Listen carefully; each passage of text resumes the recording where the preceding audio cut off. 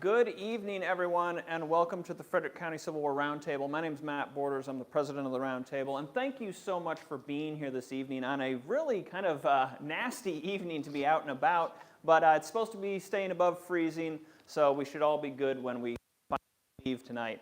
A couple of things I wanted to mention before we dive into our presentation this evening. First off, we're unfortunately going to be having the raffle tonight. Our normal gentleman who runs the raffle is out sick, so we're going to move right past that. Secondly, we've been turned on to an opportunity for some preservation efforts that we wanted you to be made aware of. Weiss's Fork, there's a preservation or a development threat coming into that, and the American Battlefield Trust has a, how would you describe it? Online petition. Online petition, thank you, sir. An online petition for preserving and protecting Weiss's Fork down in North Carolina? Kingston, North Carolina. Kingston, North Carolina, thank you. So I highly encourage you all to check that out, sign the petition if you feel so the desire to do so, but definitely another one of those preservation efforts that we're always interested in hearing about and want to try to help with. Now, our speaker this evening, Alex Rosino, exploded onto the stage about 5 years ago with his first book on a Civil War topic, 6 Days in September. One of the few novels that have actually been published by Savas Beatty over the years, so a well-known publisher of Civil War history. But Alex's first book was actually a novel, and it was such a good novel, so well received by the historical community, he was able to take a lot of his preliminary research and really develop a series of fascinating works on the Maryland campaign. And so tonight we're very pleased to have him back, and he's going to be speaking on one of his newest works, There Maryland, Lee's Army in the Maryland, a new perspective on the campaign. So let's welcome Alex Rosino. Thank you, Matt. You're very Appreciate welcome. it. Thanks for that introduction, and thank you for everyone for coming. And know the weather's been horrible tonight. It's just my luck. I mean, it seems like it always happens to me. This kind of thing goes on. Matt is right. This is my second time speaking before the Frederick Civil War Roundtable. The first time was a couple of years ago when I was with my co-author, Gene Thorpe. We were talking about The Tale Untwisted by George McClellan's handling of Special Orders number 191. And a digital essay that we had just put out. Well, that's been blown out into a full-length book, and it's coming out in January. I had hoped to have copies of it available today, but I don't. So I guess we'll be back again because we have a lot more material to present. But tonight, I'll be talking about the Maryland campaign. This is really from the Confederate perspective. And the agenda really is, this talk will be based on material that I am presenting from, or drawing from, two things. One is from my book, There Maryland. Several copies of it are floating around the room. But then also an essay that is called Lee's Beaver Creek Plan, the September 1862 battle that he never had the chance to fight, and why that is important. Does anyone here know where Beaver Creek is? Okay, there are a few people locally who know where Beaver Creek is. Did you ever hear that Lee wanted to fight there? Exactly, so that's good. So the material that I'll be presenting today really is from Chapter 1 of There Maryland and Chapter 6, in addition to the Beaver Creek Plan. Now, the one thing about that essay is if you go to my website, which is alexanderrossino.com, you can get a copy of my card here so that you have the URL available. You can download it for free. So North and South published it in June of the year, and I separated my piece out and made it available to everyone because I want more people to read it than just who reads the magazine. So with that, let's get started. Try and keep this out of the way here so people can see. There we go. So General Robert E. Lee found himself in an odd position at the beginning of September of 1862. Having driven George McClellan's Army of the Potomac away from the gates of Richmond in June, and having routed John Pope's Federal Army of Virginia at the Battle of Second Manassas, or Bull Run, at the end of August, General found himself with no opponent left to fight. Lee later recounted of this moment, quote, "The armies of General McClellan and Pope had now been brought back to the point from which they had set out the campaigns of spring and summer. The objects of those campaigns had been frustrated, and the war was thus transferred from the interior to the frontier," meaning Virginia, "and the supplies of rich and productive districts made available to our army. However, unable to pursue the enemy into the fortifications of Washington, D.C. Lee elected on September 2nd to push his army north into Maryland. This operation unfolded quickly, with Lee marching his troops to the vicinity of Leesburg and Loudoun County, Virginia, on September 3rd. One day later, the first men from his army to cross the Potomac River from Maryland into Maryland did so at Nolan's Ferry under the command of Daniel Harvey Hill. So Lee intended to pursue multiple objectives at this point in his campaign. First, he informed President Jefferson Davis by dispatch on September 3rd. The present seems to be the most propitious time since the commencement of the war for the Confederate Army to enter Maryland, due to both the disorganization and demoralization of the enemy. In addition, Lee also wrote to Davis, quote, if it is ever desired to give material aid to Maryland and afford her an opportunity of throwing off the oppression to which she is now subject, this would seem the most favorable. I'll return to this subject in more detail soon. He then added a day later on September 4th, should the results of the expedition justify it, I propose to enter Pennsylvania, unless you should deem it unadvisable on political or other grounds, indicating that Lee initially entertained as he would the following summer. Scholars of the campaign have fixated on the mention of Pennsylvania ever since, but the question is what Lee meant by the conditional phrase at the beginning of that statement. Should the results of the expedition justify it? As you'll see later in my presentation, I believe Lee provided an answer to this question only a few days after he had crossed into Maryland. Oh, the map didn't come through. That's terrible. Let me see if they're... Matt, let me make sure that all the other ones have their stuff in them, because this one, otherwise we'd have to get the PDF up. Do you want to try to switch out the presentation?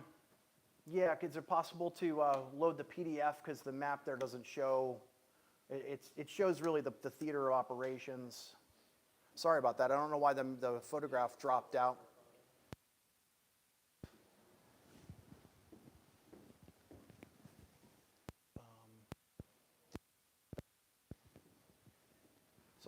Sorry about that.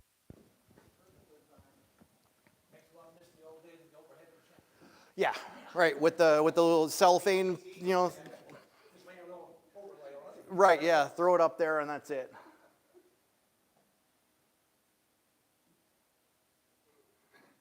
Is this going to switch on the... That's the question. If it doesn't, then, you know what, can we just go back to the PPTX and I'll just leave the first map up. I'll leave the first slide up so that we don't have to deal with the second one.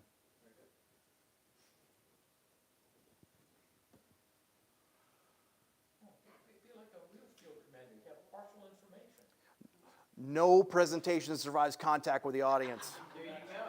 That's it. Okay, well, this map doesn't show it either, but there's a, let me see if I can go to this. Yeah, you can kind of see it. Everyone knows where Winchester and Chambersburg are and everything, so I'll just leave this the way it is. So, also in preparation for the campaign, Lee designed a plan to shift his line of supply west into the Shenandoah Valley from east of the Blue Ridge Mountains, which is where his army entered Maryland. Expressing this in writing to Davis on September 5th, Lee noted, quote, the road to Richmond through Warrenton has been abandoned as far back as Culpeper Courthouse, and that all the trains are directed to proceed by way of Luray and Front Royal from Culpeper Courthouse to Winchester, which will be my depot. Lee anticipated that the Federals, upon learning that his army had traversed the Potomac, would abandon the garrisons at Harper's Ferry and Martinsburg, leaving the road clear for his supplies all the way to the river and from there to Hagerstown. These preparations would prove useful to Lee if he decided to push his army farther north, or if circumstances forced him to fight it out in Maryland. Whichever scenario eventually developed, Lee felt certain that the weakened condition of the enemy would give him enough time to operate on the northern frontier, as he put it, until winter arrived. If the Federals declined to give battle while his army was in Maryland, Lee hoped that to at least annoy and harass them as the opportunity presented itself. So, as I've already noted, Lee often referred to his campaign as an expedition. The word appeared twice in his September 4th letter to Davis, and Lee used it again in correspondence after the campaign had come to its disappointing end. To be sure, Lee used the word expedition in a number of contexts throughout the war. In October 1862, for example, he referred to Jeb Stuart's raid into Pennsylvania as an expedition. It can be assumed, therefore, that Lee probably considered the term interchangeable with the word operation. However, the expedition also implies a sort of sense of discovery or an element of discovery. So I think it's legitimate to ask what Lee might have hoped to discover in Maryland once his army had entered the state. Okay. So I would argue that the thing Lee most hoped to discover was the strength of secessionist sentiment. He made this clear to Davis in the first letter I quoted, and he made multiple mentions of it both during the campaign and after it had ended. I've crowded his comments onto this slide. They include statements dictated by Lee himself. Remember, he's injured at this time. Both of his hands are disabled after a fall he took in late August, and he cannot write. So there are those that he dictated and those that are attributed to him by others.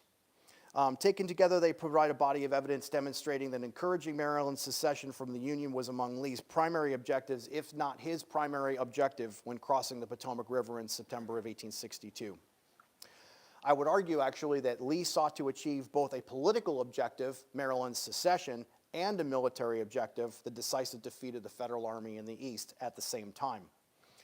Following his initial statement to Davis on September 3rd about helping Maryland to, quote, throw off the oppression to which she is now subject, Lee repeated this idea on September 5th.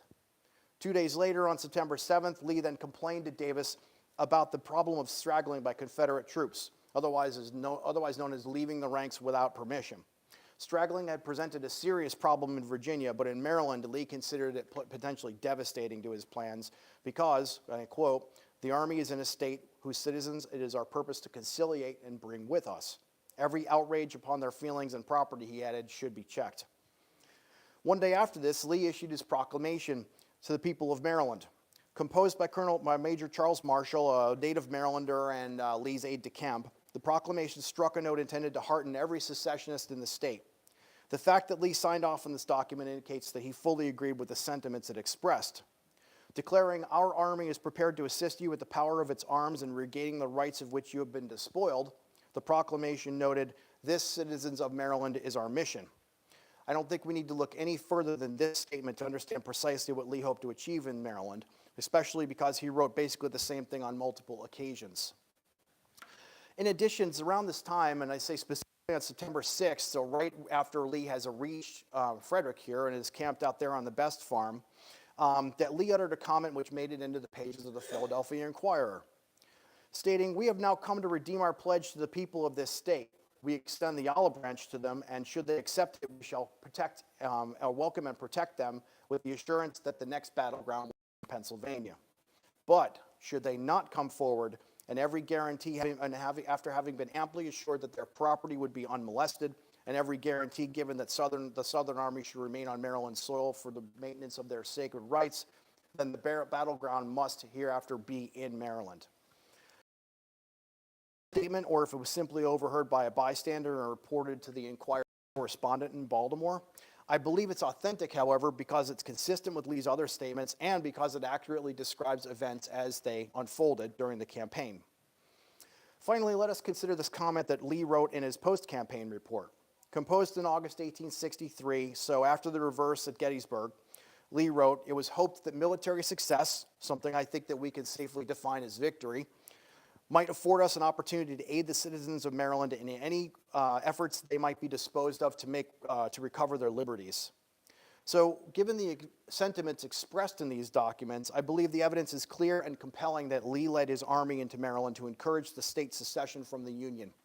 I would argue, in fact, that from the beginning of the campaign to his report in August of 1863, he gave encouraging the secession of Maryland as the reason for his campaign more than any other rationale, including the feeding and provisioning of his army. And yet, despite all of this evidence, histories of the campaign either ignore or deny the importance of Lee's operation in instigating Maryland's secession. Why might this be? I suggest there are multiple reasons why so little attention has been paid to General Lee's secessionist ambitions. In the first place, I think many of the post-war opinions offered by former Confederates during an era when the cause ideology was being constructed have been accepted at face value. Take, for example, in this context, something the late historian Joseph Harsh called Lee's strategic dilemma. Even casual readers of Civil War history will be familiar with this concept. It states in a nutshell that after defeating Pope's army at Second Manassas, General Lee found himself casting about for what to do next. Unable to attack Washington, D.C. due to the strength of its fortifications, Lee could not remain where he was because more than a year of war stripped Northern Virginia bare of food and fodder. This left him with three options: to move north into Maryland, to move west into the Shenandoah Valley, or to move south toward the Rapidan and Rappahannock rivers. The western option wasn't practical because it would mean that it would uncover Richmond, leaving the city open to a quick movement south by the enemy. Neither could Lee retire south to protect Richmond because his position could still be flanked by a water maneuver such as the one that George McClellan had just tried in the spring of 1862. Retiring south would also give up all the gains that his troops had made during the summer, and who knows what effect that might have had on the morale of the army. This meant, according to the aforementioned Charles Marshall, who originated the Tales of Lee's Dilemma in 1876, the general had no choice but to move his army into Maryland. Not only could the state provide food for his men, marching north would also draw the enemy out of Virginia, providing it with a reprieve for more than a year of wartime devastation. After Marshall's papers became available in 1927, Douglas Southall Freeman picked up the scenario, and other historians have been repeating it uncritically ever since. There is, however, a problem. General Lee never stated anywhere that he faced such a dilemma as described by Marshall. In fact, he wrote to Jefferson Davis on September 5th that if his design to enter Maryland could not be carried out, and I quote, "It is my intention to take a position around Warrenton, which is located 15 miles southwest of Manassas, and to maintain his army there." More importantly, from the beginning of September, Lee had expressed a desire to get at the enemy, stating he did not want the fall season to pass without striking another blow. To quote Lee's report on this subject, he wrote, "To prolong a state of affairs in every way desirable, and not to permit the season for active operations to pass without endeavoring to inflict further injury upon the enemy, the best course appeared to be to transfer of the army into Maryland." He then confirmed this in February of 1868, stating to Edward C. Gordon, when Lee was the president of Washington College, that he had entered Maryland to give battle, and to William Allen, a veteran of the Army of Northern Virginia and one of its first historians, around the same time that he wanted to turn the Federals out of D.C. fortifications, their D.C. fortifications, so he could get at them. I believe Marshall's depiction of Lee's post-Second Manassas situation is deliberately deceptive, and historians have bought into it for nearly 100 years. Marshall framed the invasion of Maryland as a purely defensive operation and as the only choice available to Lee at the time. It follows then that because it was defensive in nature and could not be avoided, Lee could never have entertained notions of fomenting rebellion in Maryland or of entering the state as an act of aggression. The truth is, however, that Lee's Maryland operation was intended to do and be exactly those things.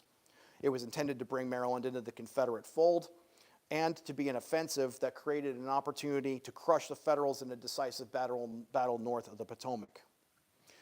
Moving on to reason number 2, I think accurate memory of the period has been lost, contributing to the notion that because Maryland never seceded, that Lee's operation in the state could never have been intended to achieve that outcome. Most of the people in the state supported remaining in the Union, that's true, but secessionist sentiment was strong enough to be a serious concern at the time. An editorial in the New York Herald expressed this idea on August 26, 1862, stating, quote, "The condition of affairs in Maryland is not satisfactory to loyal Union men. It is well known that the rebels there are openly organized in every county in the state, and there is reason to believe that they are fully prepared with arms and only await an opportunity to raise the black flag of rebellion," unquote. And this is just one of several statements that exist concerning this, including one that was allegedly uttered by Edwin Stanton in October of 1862, when he was told that the draft had brought a number of Marylanders into the Union Army. And he said, "That's fine, we don't want any more rebels in the Union Army, in the Northern Army." So he obviously considered Maryland to still be a state that had questionable loyalty. Concerns such as these forced the Lincoln administration to suspend constitutional liberties in Maryland, to implement martial law, and to keep thousands of troops stationed in and around Baltimore. These are hardly the acts of a government that confident that Maryland can be trusted to remain loyally in the Union, particularly with a victorious Confederate army operating on its soil. And yet these facts are generally not taken into account in histories of the Maryland campaign. There is instead an unfortunate tendency toward ex post facto thinking that dominates the generations of are unwilling to consider the fear and anxiety in northern circles that attended Lee's Cross-Potomac March. Reason number 3 there is straightforward enough. Ever since he ran for president in 1864, George McClellan's performance in Maryland has received most of the attention of historians. Accused of advancing at a slow pace, which helped rebel forces capture Harper's Ferry, of dawdling for 18 hours after he received key information about Lee's army in the form of the lost orders, and of not destroying Lee's army in Antietam when he should have, McClellan has been the focal point of most Maryland campaign studies. Even the late Joseph Harsh, who I mentioned earlier, the author of what many consider to be the definitive history of Lee's campaign, was a McClellan scholar who wrote his doctoral thesis on the general. I believe that as a result of the McClellan focus, that the Maryland campaign studies have left the Confederate side of the history underanalyzed and therefore poorly understood. And these are 2 things that I hope to rectify in my work. Reason number 4 brings us to comparisons between the Maryland and Pennsylvania campaigns. The Maryland campaign is typically framed as a kind of a dry run for Lee's northern offensive in the summer of 1863, with his motives for that latter campaign being ascribed to him in September of 1862. The Maryland campaign is thus described as Lee's first invasion of the North, with the general intent on making it into Pennsylvania, but just not quite getting there on his first attempt. I'd like to discuss a couple reasons why I think this interpretation of events is fraught with problems. The first contains the notion of the Maryland as northern. While it is true that Maryland did not secede and that it provided thousands of troops for the Union Army, it also contained a large secessionist minority and provided thousands of troops for General Lee's army. Moreover, it's located south of the Mason-Dixon line and was home to significant slaveholding population, particularly on the eastern shore. Maryland in September 1862 was a border South state with strong Unionist tendencies, and recent scholarship has revealed that large pockets of Unionism existed throughout the Confederacy, including up and down the Shenandoah Valley. One need only watch The Free State of Jones with Matthew McConaughey to see just how far this research has sort of penetrated into modern culture. And yet only in Maryland's case is Unionism conflated with the state being northern. I submit that no other northern state required the federal government to keep it under martial law and occupied by thousands of troops in order to ensure that it stayed in the Union. Historically and culturally, Maryland was at the time a southern border state caught in the unfortunate position of being situated between the 2 warring sections of the country. This has been forgotten when it comes to the military history of the war, with the result that the campaign in Maryland is all too often called Lee's first invasion of the North. It was actually a very different kind of operation with the objective of bringing into the Confederacy a southern state that Lee, his army, and many across the South, rightly or wrongly, believed that had been kept in the Union by force. And indeed, as I think I've shown, General Lee admitted repeatedly that he took his army into Maryland precisely to pry it out of the Union, which is something no one can accuse him of trying to do in September or June of 1863. Southerners played a part in creating this perception of Maryland as a northern state after the failure of this campaign. Bitterness about the fact that Marylanders did not rebel when General Lee gave them the chance caused them to disavow the state as authentically Southern. I would argue, however, that this opinion was not fully clear in 1862. It evolved during the war and is really clear in differences between how rebel troops treated Maryland during Lee's campaign and when Jubal Early passed through this area in 1864. During Lee's 2 weeks in Maryland, rebel troops generally behaved well. Discipline did break down toward the end of the campaign as supply lines failed and Lee's men had to forage among the people of Sharpsburg out of necessity. But the depredations carried out at this stage in the campaign contrast sharply with reports elsewhere when rebel troops heeded the orders to pay for what they took or not to take anything at all if they could help it. Contrast this with the rough handling of Maryland's people during Jubal Early's march through the state in July of 1864. With Maryland then 6 months into the process of abolishing slavery, Early treated the people of Hagerstown, Middletown, and Frederick every bit as harshly as he did the people of South Central Pennsylvania in June and July of 1863. He levied ransom payments, he requisitioned supplies, threatened to raze entire communities to the ground if they did not pay. These acts make it clear that by the summer of 1864, the Confederate perception of Maryland had changed from thinking of the state as a sympathetic ally in the border South to an antagonist in the border North. This change of perspective is understandable given what happened during the war, and it has persisted until the present day. But I would argue it does not apply to the September 1862 campaign, when Lee's men celebrated entering Maryland in the hope that its people would rise up and join their cause. This brings up Pennsylvania as a target of Lee's operation. I'll describe this in greater detail as I move forward, but that while Lee may have begun the Maryland campaign with an eye toward entering the Keystone State, he really abandoned the idea almost immediately after he reached Frederick, and so sit tight, I'll get there. Finally, there is a statement that Lee wrote to Davis on September 7th, which historians have frequently cited as proof that the general never sought to stoke the flames of rebellion. Writing, quote, "Notwithstanding individual expressions of kindness that have been given, and the general sympathy in the success of the Confederate States, situated as Maryland is, I do not anticipate any general rising of the people on our behalf." Scholars have long focused on the second part of this comment, but I would argue that the most important part is the conditional phrase in the middle, situated as Maryland is. So what did Robert E. Lee mean by this? So this slide illustrates the situation at the time.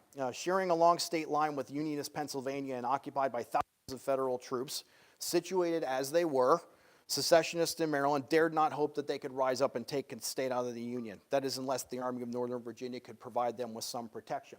So what this chart shows you here is this area right here. I put that in yellow because that's where most of the troops, the federal troops, are concentrated. And the most important thing to understand about that is it splits the state in half. So you have the more loyal, if you want to put it that way, part of the western state separated completely from the secessionist eastern part of the state. And I can't help but think that that was part of the strategy for occupying the state and making sure that it did not secede. So Lee expressed this evolution in his thinking in his campaign report, which I quote at length on this slide. But I'll paraphrase some of the general tortured language so that you can make sense out of what he was trying to communicate, because if you read it, it's filled with passive voice, and it almost sounds like he's dissembling. So Lee wrote, "The condition of Maryland under martial law and occupied by federal troops encouraged him to believe that the Lincoln government would retain all of its forces in the state to prevent the rebellion that Lee hoped the presence of his army would encourage. He appreciated the difficulties that surrounded Maryland's people and understood that if they did not rise up, they would not rise up unless his army proved that it could defend them. He thought it could do this by winning a victory in the state, giving secessionist forces proof that his army would protect them from federal reprisals. Influenced by these considerations before he left Frederick, he put the army in motion." This language describes an important pivot point in Lee's understanding of the situation. Whereas he had previously assumed that the mere presence of his army would inspire secessionist forces to rise up, he now saw that the difficulties which faced them could only be overcome by winning a victory. Of course, Lee had already planned to do this, but the fact that he now openly conflated his military and political aims represented a significant change in his description of the situation. It is therefore worth asking how this modification in his thinking came about. So, on September 6th, the day that he crossed the Potomac at White's Ford, General Lee attended a dinner in Frederick at the invitation of some influential local secessionists. I believe this dinner probably took place at the home of the Reverend John Ross, the minister of Frederick's First Presbyterian Church. And it was at this meal that some of the guests asked Lee why his army had come. As he put it in a letter to Davis a week later, quote, "The citizens were embarrassed as to the intentions of the army," unquote. This situation prompted Lee to order Marshall to write the proclamation to Maryland's people on September 7th, which then he had published on September 8th. It is also during this period between September 6th and 9th, I think really on the 6th, that Lee made the statement which showed up in the Philadelphia Inquirer on September 12th. At the same time, he also learned about two developments on the military front. He heard from Jeb Stuart that the Federal Army had begun advancing toward Frederick, and he learned from Colonel Elijah Veers White, the commander of a cavalry battalion from Loudoun County, Virginia, that the Federals had not abandoned Harper's Ferry as expected. I believe it's at this point that Lee's political and military objectives became fully interwoven. Convinced that he needed to win a victory in the state to bring about Maryland's secession, and eager to come to grips with the enemy, General Lee designed Special Orders Number 191. So, this is a Civil War savvy audience in a Civil War town where all this stuff happened, so I'm not going to go into detail describing the operation against Harper's Ferry. Instead, I'd like to concentrate on a few key points to illustrate the evolution of Lee's plan to confront the Federals in Washington County, Maryland. So, Special Orders number 191 called for the rebel army to divide into 4 columns. 3 of these would be under the command of Stonewall Jackson with the objective of surrounding the garrison at Harper's Ferry. Lee would command the 4th column himself, and it would include 8 brigades of General Longstreet's infantry, an independent infantry brigade under Nathan Shanks Evans, and the infantry division of D.H. Hill, the reserve artillery, and the Army's immense baggage train. This column would march to the vicinity of Boonesboro, so right here on the map, just west of South Mountain, and stop there to await the successful conclusion of Jackson's operation. On September 11th, however, Lee received word of 2 things: a large supply of flour in Hagerstown that his army desperately needed, and an enemy force approaching that place from the north. Lee therefore ordered Hill's division to remain in the vicinity of Boonesboro, while Longstreet and Evans' commands were continued on to Hagerstown, creating a 5th column. I believe it's during this march that Lee discovered the high ground behind Beaver Creek, located 5 miles north of Boonesboro, and decided to use it as his chosen defensive position in western Maryland. Standing as high as 60 feet in some places, the heights are extremely steep, especially on the right flank. That side of the ridge is also hemmed in by Antietam Creek, while on the left flank, the heights run nearly to South Mountain. Overall, the position is very strong, and it's not impossible to attack by the flank, but very difficult to attack by the flank in a very narrow area. So how do we know that Lee hoped to fight the climactic battle of the war there? So this map shows, before I go any further, this map shows what Lee hoped would have happened, is that McClellan would remain, his army would remain centered around Frederick, and that Stuart would then be able to withdraw. Harper's Ferry would fall in a very short period of time, by the 14th of September at the latest, and that these commands could then move north to the Beaver Creek Heights. Longstreet and Evans came down, and Jackson either fought back over Martinsburg to head past Falling Waters and then to Williamsport and come meet Lee and Jackson there, or Longstreet there. Or the alternate route is shown here in green, which is the route that he obviously ended up taking to Sharpsburg. But you could have continued up the road to Hagerstown and then just come down this road here, Lappin's Road there, and met with with Longstreet's command.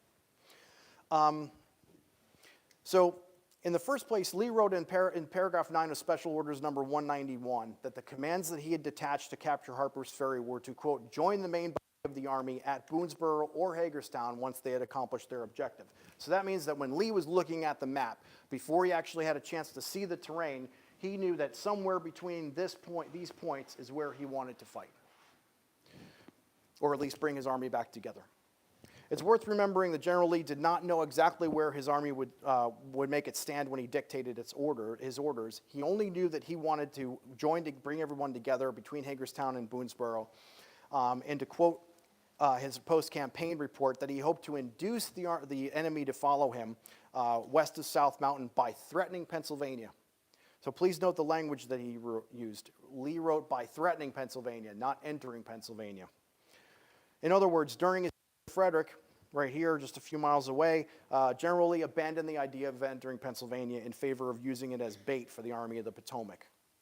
After Harper's Ferry had been taken, he intended to reassemble the detached parts of his army, call up stragglers and supplies from the Army's depot near Winchester, which, Jackson would, of course, pick those men up and bring them along with him, and crush the pursuing Federals in a decisive battle.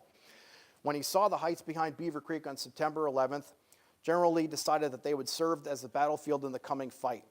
By assuming a strong position, Lee thought that he could defeat the demoralized and disorganized enemy far from reinforcements and the protection of the D.C. fortifications.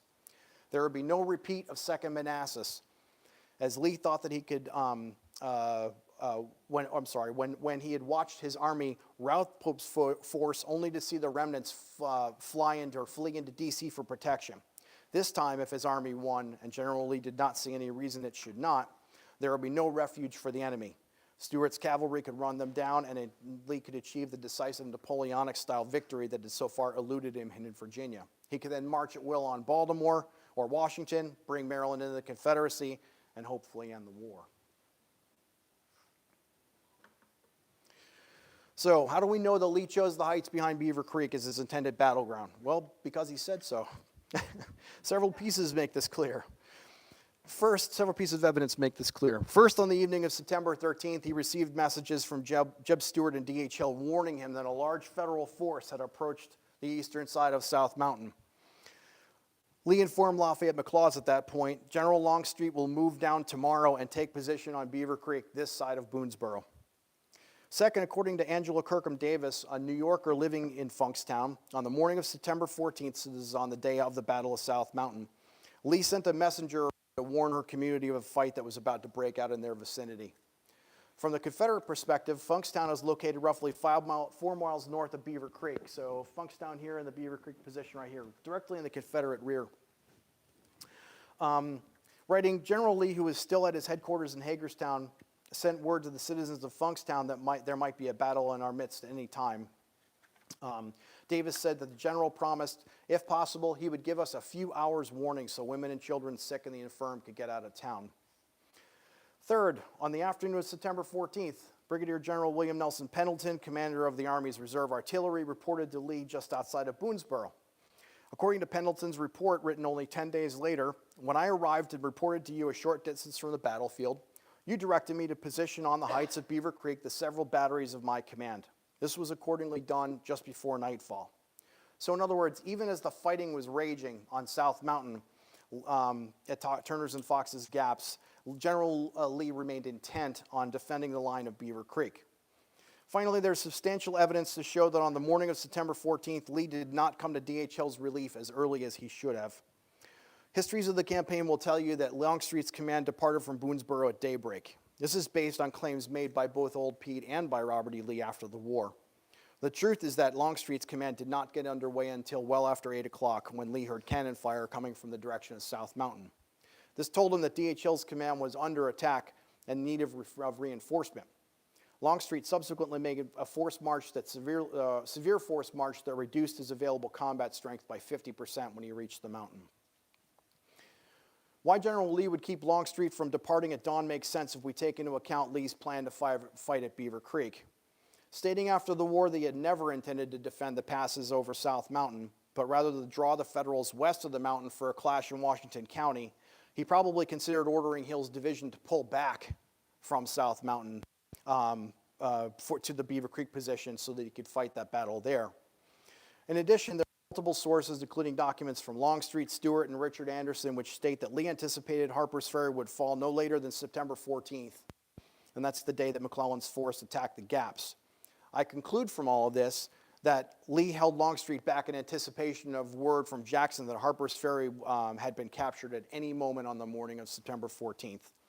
When that message didn't arrive, and when the Federals attacked Hill, it forced Lee to send Longstreet to Hill's relief in an effort to keep McClellan from punching into Pleasant Valley and threatening the rear of Lafayette McLaws and Richard Anderson near Harper's Ferry. But as we know, Lee's defense at South Mountain Gaps failed, and this forced him to draw in the direction of Sharpsburg. The general even contemplated leaving Maryland altogether until the long-awaited message from Jackson arrived at around 8 o'clock on the morning of September 15th. And at that point, Lee magically decides to make his stand behind the creeks, the heights at Antietam. These look remarkably similar to the heights behind Beaver Creek, and which is, I think, one reason Lee chose them. By fighting there, he could still carry out his plan, albeit in a modified form. He could confront the enemy west of South Mountain, he could fight in Maryland to support the state secessionists, and he could defend a strong position behind a watercourse. So, wrapping up, I'd like to offer a few thoughts on the implications of viewing the Maryland campaign from this perspective. First, I believe my interpretation of the evidence provides an explanation why Lee chose to fight at Sharpsburg and Antietam that has long been missing. Because historians have forgotten or ignored Lee's political objectives, they've lacked a way to explain why Lee would have assumed so dangerous a position with his back to the Potomac River and only one fort available to his army. Instead, historians have resorted to psychoanalyzing Lee, arguing that it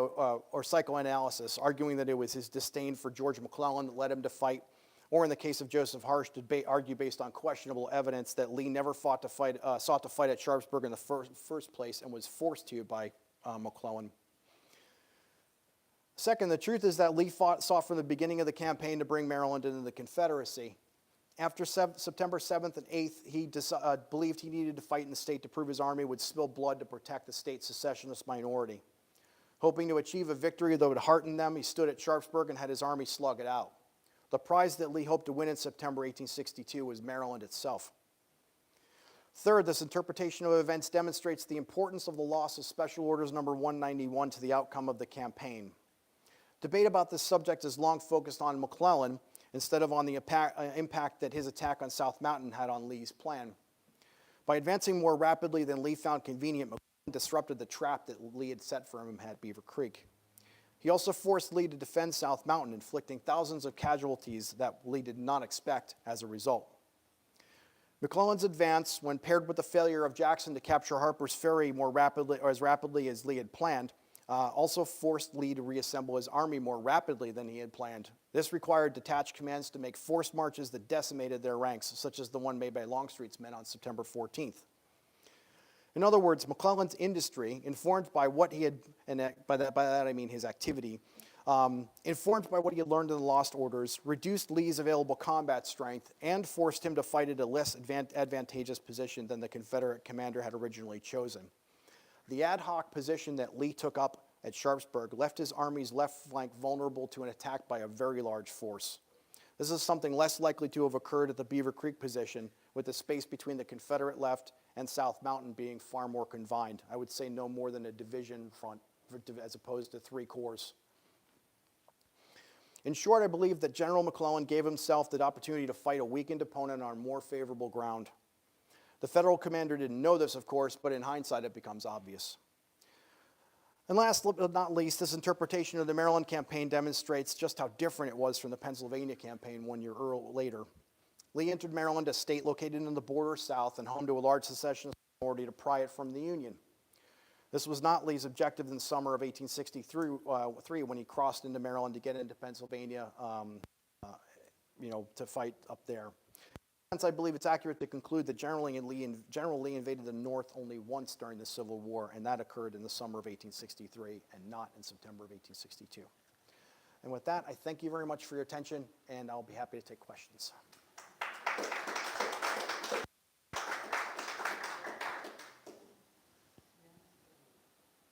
Yes, Matt. You commented on Lee's message to Davis on the 7th, saying that things aren't looking real great when it comes to Maryland and secession selling in Maryland. Right. He had been forewarned on that subject by Radley Johnson, Frederick, on just that topic. Do you think that just helps enhance this idea that they really need to do a big play here in Maryland, or should he just not have bothered? Because honestly, it's usually portrayed as he shouldn't have bothered. Right. So I think that Johnson didn't make that statement, actually. I think that's a post-war lie by him, a fabrication. The reason that I say that is because Johnson was, of course, in charge of recruiting in Frederick when the Army was here. He issues his own proclamation calling for Marylanders to arouse and reclaim their rights and everything. All of his behavior during the war and at the time says that he thought that there was going to be an uprising, or that that people could be brought into the Confederate Army en masse, in large numbers. And I think it's kind of he's making excuses at the end of the war. So I only mentioned Charles Marshall when it comes to the construction of the myth that Lee didn't have any option but to, come into Maryland. I think that Johnson is another one of these people who constructs the myth that, well, Lee was warned, so there's no way that he could have ever, thought that they were going to be successful in bringing secessionists into the Army or into Maryland into the Confederacy. The problem is that, as I showed, Lee said probably no fewer than 7 times that that's what he intended to do, both before September 7th, or September 4th, when that happens, that comment's made, where that meeting is allegedly held, and multiple times afterward. So, as a matter of fact, Lee doesn't say anything nearly as often about his motives as opposed. He mentions food 3 or 4 times. He mentions bringing Maryland into the Confederate fold at least 7 times. So it's the most often that he mentioned it, and I just think Bradley Johnson is making excuses, basically. Yes? And you think he learned some things at dinner on the 6th? I think he learned 2 things. I think he learned that he was surprised that people didn't know why have you brought your army here? They didn't expect that he would lead his army into Maryland. And he also learns that the strength of the federal marshal or the military occupation of the state is so powerful and intense that secessionists have been sort of cowed into not even wanting to consider rising up unless they thought the Confederate Army could stay in the state and could protect them from arrest or seizure of property, imprisonment in Fort Monroe, all these different places, these different things that had happened. And Lee writes to Davis right after the campaign's over, and he says, I'm paraphrasing, I tried my best, but Maryland is too tightly tied. That's directly, part of one of Lee's quotes. He thinks they're too tied by federal military occupation to rise up, and so he looks on the state after the campaign with regret, but also with sympathy. And he continues to view Maryland as a potential ally. So I'll give you another example. So in the 1863 campaign, when he's in Hagerstown, Isaac Trimble comes to him and says, sir, if you give me a brigade of troops, I'll take them to Baltimore and we'll inflame the city and it'll rise up. Lee actually thinks that that's so viable a plan that he asked A.P. Hill if he can have a brigade, if he could detach a brigade of troops to give it to Trimble, and Hill says, I can't spare them. So he's still willing to entertain that idea even 9 months later because he thinks that it's still possible if Marylanders just have the hope that the Confederate Army will be able to help them. On the 6th, he then adds a victory in Maryland. So what he does is he had always planned on operating on the northern frontier, as he called it, until winter. He didn't exactly outline an objective, but he thinks that the federal army is demoralized and disorganized, and that there's no way after what he had seen at Second Manassas that they were going to be able to bring an army or field an army within at least a month, maybe 6 weeks. Those are my estimates, but he seems to have thought he had all the time in the world. And then all of a sudden he finds out on September 8th that the Army of the Potomac is actually moving forward, and on the 9th that it's really starting to pick up speed, especially on the National Road, and so he has to quickly design this Special Orders number 191 plan about Harper's Ferry and move his army up to the northwest. So it's very quick. It happens almost at lightning speed for the 19th century. And I don't think George McClellan is given enough credit for this early part of the campaign where he's made commander of the Washington defenses on September 2nd. And 6 days later, he's pushing a reorganized army into Maryland to confront the Army of Northern Virginia. And it's almost like a miracle. And Lee says that later, that he just could not believe how McClellan was able to not only put an army in the field, but make it effective. So, yeah, sure. Bob. You mentioned that he expected or was hoping that Harper's Ferry would fall by the 14th. Yeah. And that would allow him to establish a more favorable position in Maryland. Mm-hmm. The one he wanted to fight at. The one that he wanted. Yeah. Over the years, it's always been thrown out that Halleck withheld permission and caused the surrender of so many troops at Harper's Ferry by not allowing McClellan to withdraw them. Mm-hmm. Yep. Well, if McClellan had withdrawn them before the 14th, it would have met Lee's requirements to establish a more favorable position of his choosing to take on the Army of the Potomac. So besides not giving McClellan enough credit,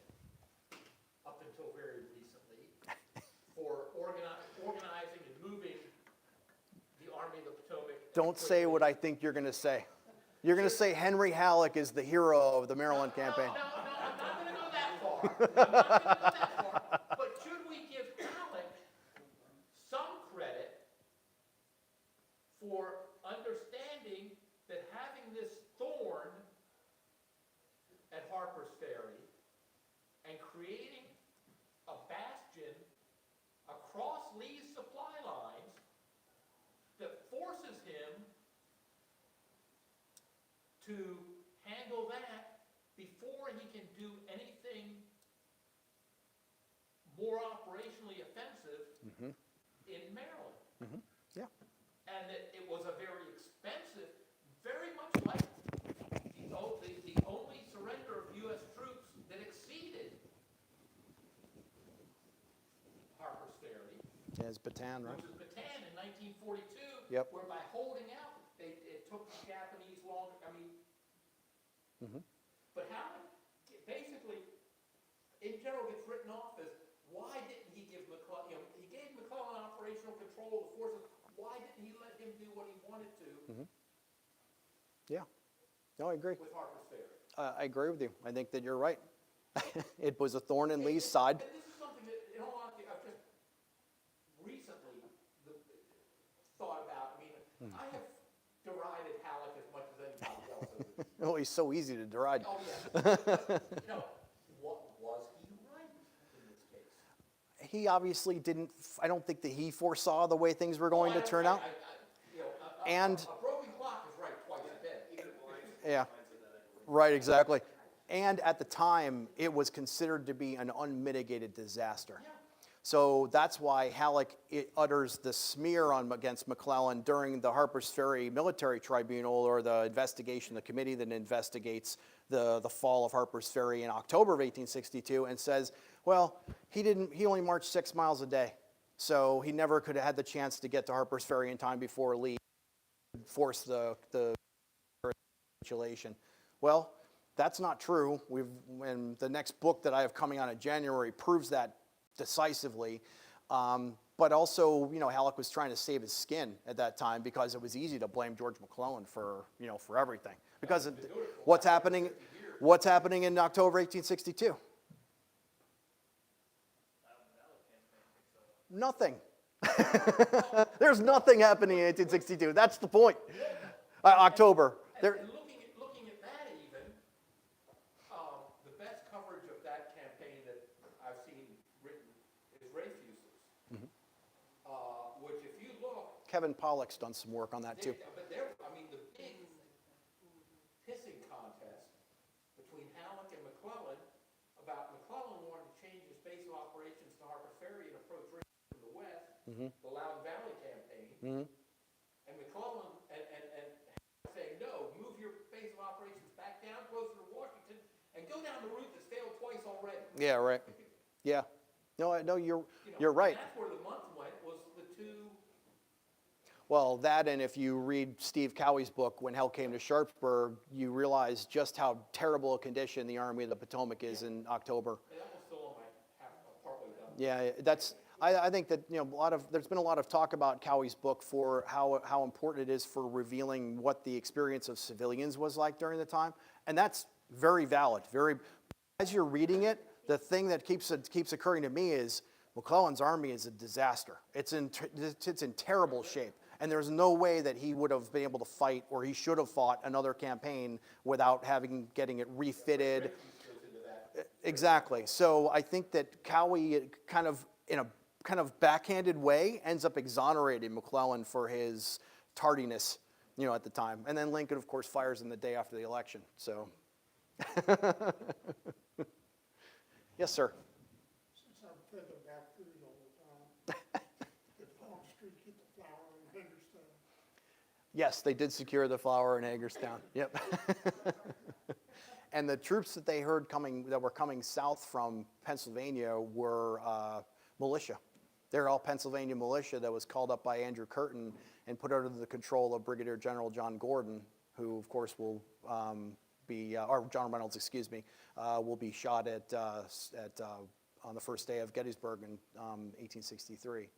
But then Reynolds was a Pennsylvanian, so they wanted a Pennsylvania officer to control or to command, these Pennsylvania troops, especially as green as they were. But it still scared Lee enough to make sure. And remember, he thinks he has all the time in the world. He thinks that, oh, well, McClellan's in command of the Army, and I think there's plenty of evidence to show that Lee knew McClellan was in command of the Army. He thinks he has plenty of time. And as he says in 1868, if I had had just 2 days longer, if McClellan had just waited 2 days longer, I would have been able to have my army brought back together, stragglers up, rested. I don't know what he means by that because, it takes more than a day to rest. And, all of his ammunition and everything in one place, and he would have crushed McClellan. That was what he thinks. A day or two at that point of just being able to. To sit back. Yeah. Would have made a big difference. Sure. But, I think that the key to all this is that if as an historian you don't take into account that Lee had political objectives during the campaign, then you don't understand the campaign, and then when you get to Antietam, you don't understand why he's doing what he's doing. I mean, people look at the position and think, well, this is a terrible position to take up. He's got one route of retreat, and the fort is not easy, the one over at Packhorse Fort. It's all large stones. There's no sand on the bottom. I mean, it's just a terrible place to try and bring wagons across and have men who are bare, like 25% of your army's barefoot, crossing a river of just rocks. It's a terrible place. But there's the idea that wasn't what he wanted to do. He wanted to go up I agree with you. towards Haiti, stay on the Maryland bank. There's no evidence for that. Absolutely no evidence for it whatsoever. That's one of the things that's in chapter 6 of this. That was made up by Joseph Harsh. It's a fabrication. There's no evidence.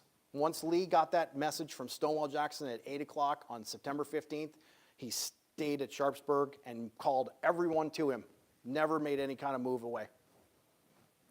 But you see, Harsh also says that Lee had no political ambitions in Maryland. So he has to make something up in order to explain something that he can't explain. Why is Lee fighting here at Sharpsburg? Well, I can tell you why he's fighting. He's fighting for Maryland. He's fighting for Marylanders. He's fighting to bring the state into the Confederacy. He says so. So you're going to ignore what Lee says in favor of contriving something to explain something you don't understand because you don't understand the campaign in general?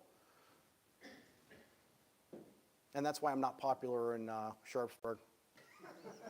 because Joseph Harsh is like a god there. Yep. So, yes, sir. We're going to have to take another look at Beaver Creek because 500 feet doesn't seem very high in comparison to South Bend. It's 60 feet higher than Antietam, the heights at Antietam. So where along Beaver Creek is that? Is it on the east or sort of the west side of the national?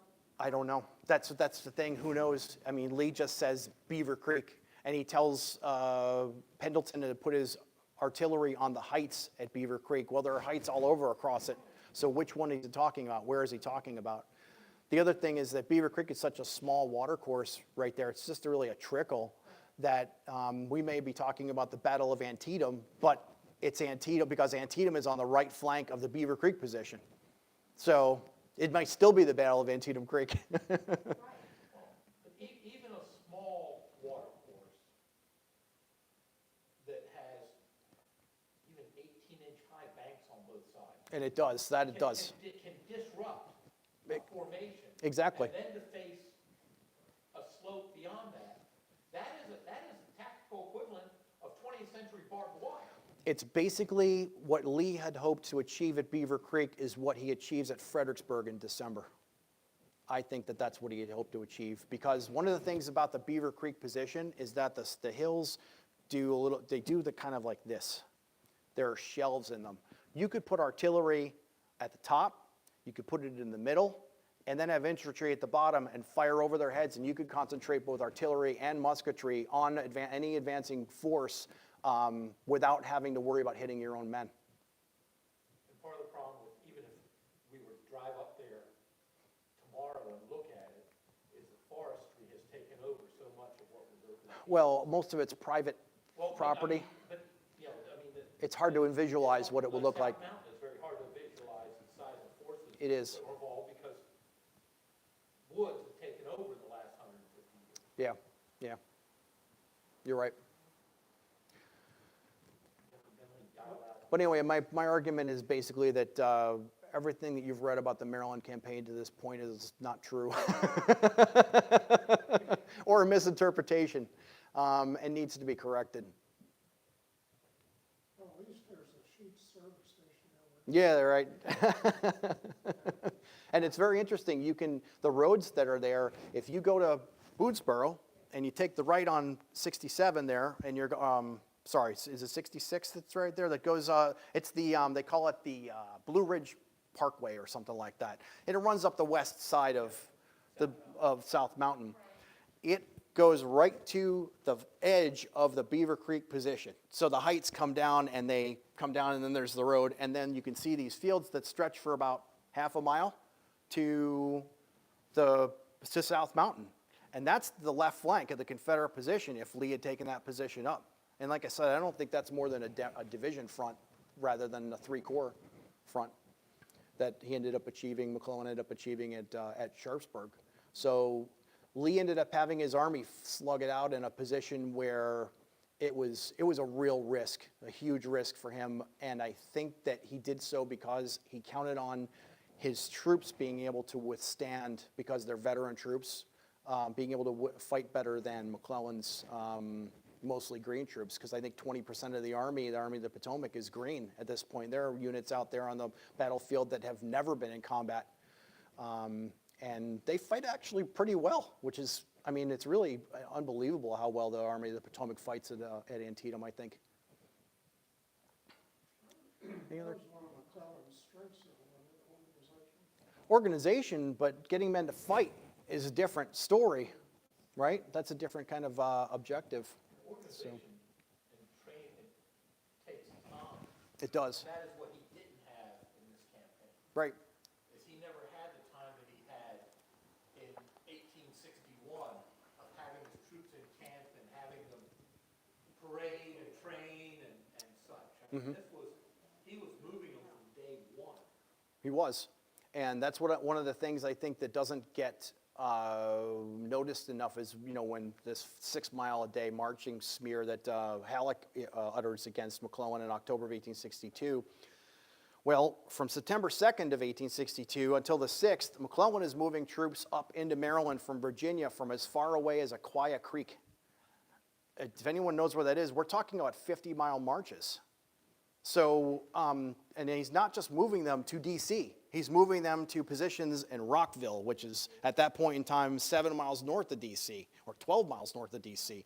So he's not just moving things to D.C., he's moving them, he's creating a field army. And then Lincoln gives him command 6 days later, or 5 days later, and McClellan then goes into the field and he starts moving.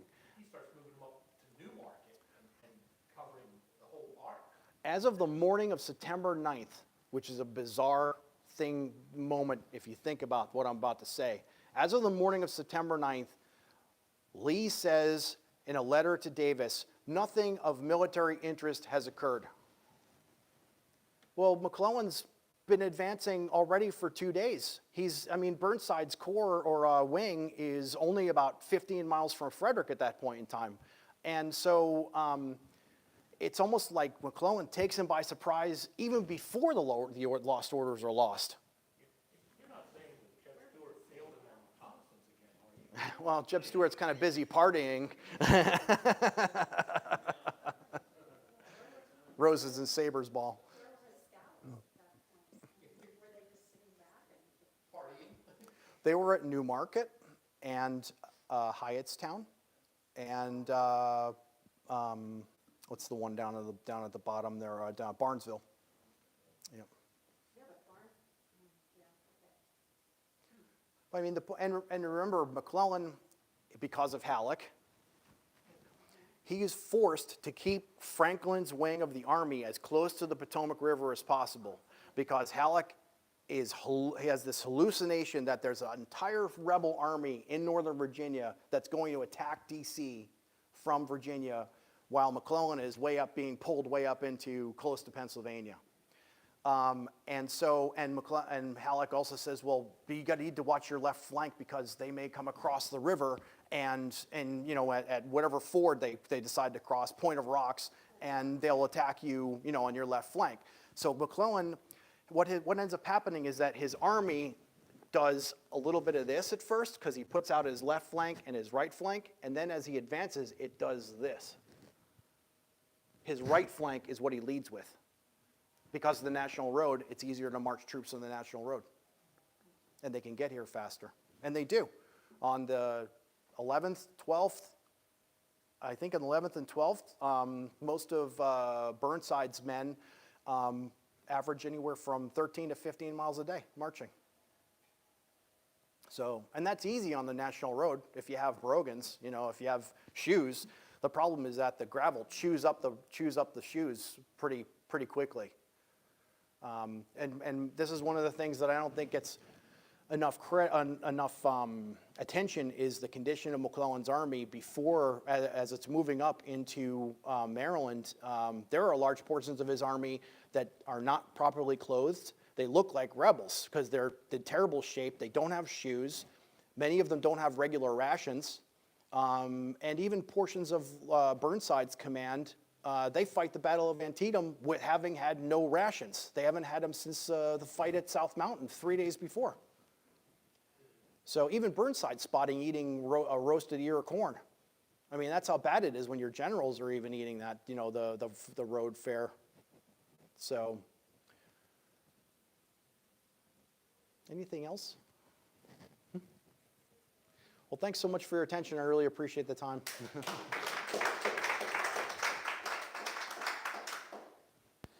Well, again, everybody, thank you for being here this evening and coming out and seeing us. We will be having our meeting next month right here at the museum, and we're going to be having Alex Trousseau. He's a ranger at Manassas National Battlefield, but he's going to be talking about one of his favorite subjects, Francis Barlow and the 61st New York Infantry. So we're going to dial things down and actually do a little bit of regimental study next month. So hope you can join us, and have a great rest of your night.